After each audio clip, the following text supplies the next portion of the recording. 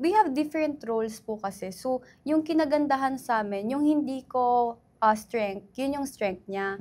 So, like for example, when it comes to business, habang siya nagmamalengke na, nag-e-edit na ako. Siya, on the way na siya or nag-deliver siya, ako naghahanap akong buyers. Okay. Parang ganun. So, parang nahati talaga yung task namin. Kaya talaga siya nag-work. Talagang 4 hours, 3 hours, 5 hours na lang natutulog para ma-survive yung operations.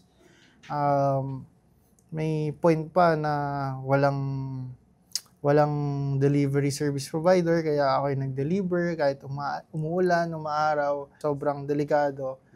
Kasi may pasok ako nun, so online, so naka-Zoom meeting ako habang nagde-deliver. Talagang pinagsabay. Mahirap, syempre, nasa school ako, hindi naman ako pwedeng tumalon papuntang store or anything. Especially may mga stores na ngayon. So, it's harder for me right now, nung parang nagkaroon na ng school. But then, ang ginawa namin, we set our schedules right. So, yun yung parang naging solution. So, every time na merong parang problem, gumagawa talaga kami ng solution for it. Asenso Pilipino.